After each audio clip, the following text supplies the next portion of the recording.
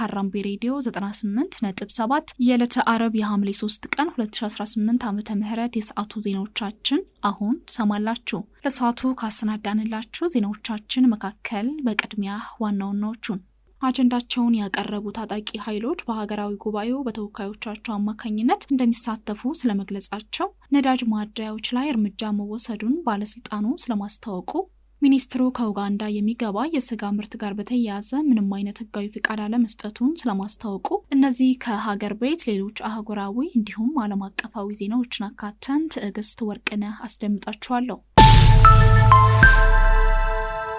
አጀንዳቸውን ያቀረቡ ታጣቂ ኃይሎች በሀገራዊ ጉባኤው በተወካዮቻቸው አማካኝነት እንደሚሳተፉ ተገለጸ።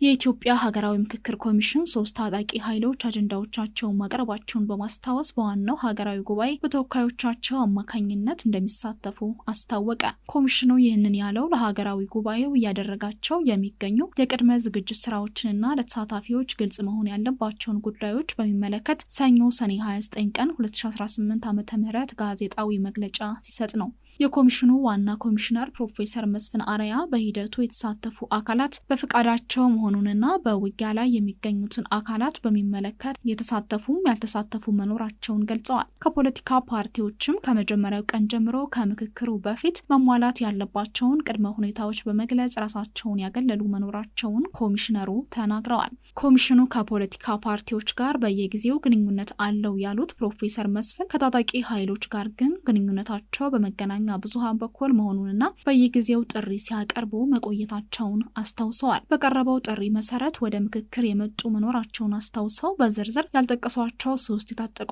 ኃይሎች በተለያዩ ጊዜያት አጀንዳዎቻቸውን መስጠታቸውንና በሀገራዊ ጉባኤውም በተወካዮቻቸው አማካኝነት እንደሚሳተፉና የቀሩትንም እስከ መጨረሻው ሰዓት ድረስ ኮሚሽኑ ለመቀበል ዝግጁ መሆኑን ገልጸዋል። በውይይቱ የሚሳተፉ ተመካካሪዎችን ነጻነትና ደህንነት በሚመለከት በምንም አይነት ሁኔታ ከህግ ጋር የሚያዙ መሆናቸውን የታጣቂዎችንም ያለመያዝ መብት ኮሚሽኑ ሙሉ ኃላፊነት እንደሚወስድ ዋና ኮሚሽነሩ አስረድተዋል።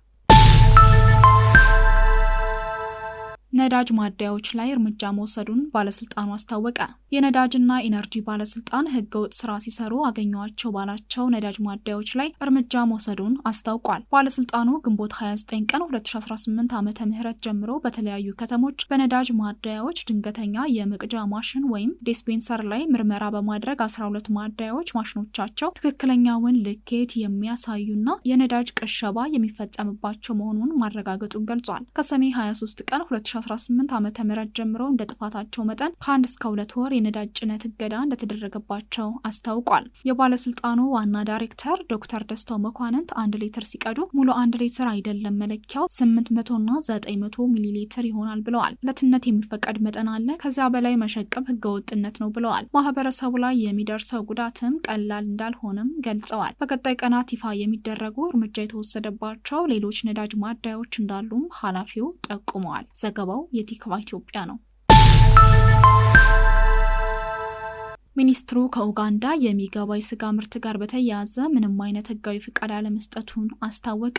ሰሞኑን የኡጋንዳ የስጋ ምርቶች ወደ ሀገር ውስጥ ገብተዋል በሚል የወጣውን መረጃ በተመለከተ በራሱ በኩልም ይሁን በኢትዮጵያ ግብርና ባለስልጣን በኩል የሰጠው ምንም አይነት ፍቃድ እንደሌለ የግብርና ሚኒስቴር አስታውቋል። ሚኒስትሩ ይህንን ያለው የእንስሳት ምርትና ምርታማነትን በተመለከተ ጋዜጣዊ መግለጫ በሰጠበት ወቅት ነው። ከዚህም በተጨማሪ ከሀገሪቱ ጋር የተፈረመ የጋራ መግባቢያ ሰነድ አለመኖሩም ተገልጿል። ሚኒስቴር መስሪያ ቤቱ ጉዳዩን በተመለከተ ከግብርና ባለስልጣን ጉዳዩን ለማጣራት መሞከሩን የገለጸ ሲሆን ይገባሉ የተባሉት ምርቶች በየት በኩልና እንዴት እንደገቡ መረጃ እንደሌለው አመላክቷል። ባለፈው ሳምንት በኡጋንዳው ራንቸርስ ፋይናንስ ሊሚትድ የተሰኘ የግል ድርጅት በኢትዮጵያ ዳይመንድ ሆቴልና ሬስቶራንት ግሩፕ ጋር ተፈራርሞታል በተባለው ስምምነት መሰረት በየወሩ 20 ቶን የሚመዝን የተቀነባበረ የበሬ ስጋና ተያያዥ ምርቶችን ወደ ኢትዮጵያ ይልካል በሚል ተዘግቦ እንደነበር ይታወሳል። ይህ ጉዳይ በሚኒስቴር መስሪያ ቤቱ ይሁን በግብርና ባለስልጣኑ በኩል ምንም አይነት እውቅና እንደሌለው ገልጿል። ባለስልጣኑ እንዲህ አይነት ምርቶች ወደ ሀገር ውስጥ ሲገቡ ምዝገባ እንደሚያካሄድና ፍቃድ እንደሚሰጥ ይታወቃል። የተባበሩት መንግስታት በኤልፋሻር በፈጣን ድጋፍ ሰጪ ኃይሎች የተፈጸሙ ጥቃቶች የዘር ማጥፋት ወንጀል ምልክቶች ናቸው አለ። የተባበሩት መንግስታት በሰሜን ዳርፉር ኤልፋሻር በፈጣን ድጋፍ ሰጪ ኃይሎች የተፈጸሙ ጥቃቶች የዘር ማጥፋት ወንጀል ምልክቶች እንደሚያሳዩ በአዲስ ሪፖርቱ ገልጿል። ሪፖርቱ በኤልፋሻር የጅምላ ግድያ፣ ስልታዊ ጾታ ጥቃት፣ አስገድዶ መሰወርና ሌሎች ከባድ የሰብአዊ መብት ጥሰቶች መፈጸማቸውን ጠቅሶ በተለይ የዛጋዋና የፉር ማህበረሰቦች ኢላማ መደረጋቸውን አመላክቷል። መርማሪ ቡድኑ ተመሳሳይ ጥቃቶች በሰሜን ኮርዶፋን በምትገኘው ኤልኦቤይድ ከተማ ሊደገሙ እንደሚችሉ በማስጠንቀቅ ሲቪሎችን ለመጠበቅ ሰብአዊ እርዳታ እንዲደርስ እና ተጠያቂዎች ለፍትህ እንዲቀርቡ አስቸኳይ ዓለም አቀፍ እርምጃ እንዲወስድ ጥሪ አቅርቧል። ናይጄሪያው ፕሬዝዳንት ሐሰተኛ ነው በተባለው የመንግስት ተቋም ላይ ምርመራ አዘዙ። የናይጄሪያ ፕሬዝዳንት ቦላ ቲኑቡ በፕሬዝዳንታዊ ቢሮአቸው ስም ተቋቁሟል ተብሎ በተነገረ ሐሰተኛ የመንግስት ተቋም ላይ ገለልተኛ ምርመራ እንዲካሄድ አዘዋል። መንግስት እውቅና ያልሰጠው ተቋሙ በሐሰተኛ ሰነዶችና በማመሳሰል መቋቋሙን ፖሊስ ሲገልጽ ራሱን የተቋሙ ዳይሬክተር አድርጎ ያቀረበው ግለሰብ በማጭበርበርና በሌሎች ተያያዥ ወንጀሎች ተፈላጊ ሆኗል። ፕሬዝዳንት ቲኑቡ ጉዳዩ እንዴት ሊፈጠር እንደቻለ በ30 ቀናት ውስጥ ሙሉ ሪፖርት እንዲቀርብ ትዕዛዝ ሰጠው። በመንግስት ተቋማት ውስጥ ያሉ የአሰራር ክፍተቶች እንዲመረመሩ አሳስበዋል።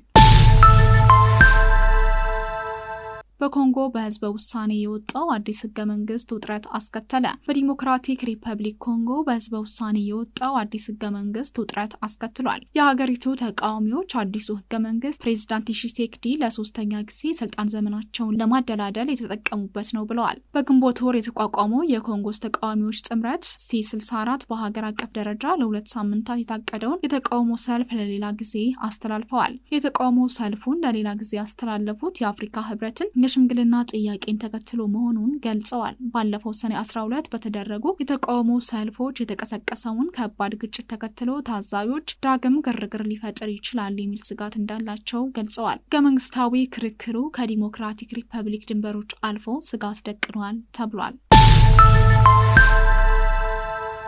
ትራምፕ የመወለድ ዜግነት ጉዳይን በድጋሚ እንዲያይ ጠቅላይ ፍርድ ቤቱን ሊጠይቁ ነው። የአሜሪካ ፕሬዝዳንት ዶናልድ ትራምፕ ጠቅላይ ፍርድ ቤቱ በመወለድ የሚገኝ ዜግነትን የሚመለከተውን ውሳኔ በድጋሚ እንዲመለከት እንደሚጠይቁ አስታውቀዋል። ይህ የመጣው ፍርድ ቤቱ በ14ኛው የአሜሪካ ህገ መንግስት ማሻሻያ መሰረት በአሜሪካ የሚወለዱ ልጆች የአሜሪካ ዜግነት የማግኘት መብታቸው እንዳለ ካረጋገጠ በኋላ ነው። ውሳኔው ትራምፕ በፕሬዝዳንታዊ ትዕዛዝ የመወለድ ዜግነትን ለመገደብ ያደረጉትን ሙከራ ውድቅ አድርጓል። ትራምፕ ፍርድ ቤቱ ውሳኔውን ካለወጠ በሀገሪቱ ላይ ከባድ ተጽዕኖ እንደሚኖረው ገልጸው በህግ መታገላቸውን እንደሚቀጥሉ አስታውቀዋል። በሌላ በኩል የማህበረሰብ መብት ተሟጋች ቡድኖች ውሳኔውን በደስታ የተቀበሉት ሲሆን ፍርድ ቤቱ ውሳኔውን በድጋሚ የሚመለከት መሆኑ እስካሁን አልታወቀም።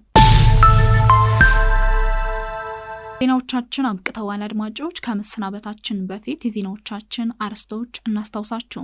ነዳጅ ማደያዎች ላይ እርምጃ መወሰዱን ባለስልጣኑ ስለማስታወቁ ከሀገር ቤት የተባበሩት መንግስታት በኤልፋሻር በፈጣን ድጋፍ ሰጪ ኃይሎች የተፈጸሙ ጥቃቶች የዘር ማጥፋት ወንጀል ምልክቶች ናቸው ስለማለቱ፣ የናይጄሪያው ፕሬዝዳንት ሐሰተኛ ነው በተባለው የመንግስት ተቋም ላይ ምርመራ ስለማዘዛቸው፣ ትራምፕ የመወለድ ዜግነት ጉዳይን በድጋሚ እንዲያይ ጠቅላይ ፍርድ ቤቱን ሊጠይቁ ስለመሆኑ ከዓለም አቀፍ አድማጮች ዜናዎቻችን እኒህ ነበሩ። ዜናውን ያስደምጥኳቸው ትዕግስት ወርቅነህ ነበርኩኝ። ከቀሪ የሀራምቤ ዝግጅቶች ጋር መልካም ጊዜን ተመኘው።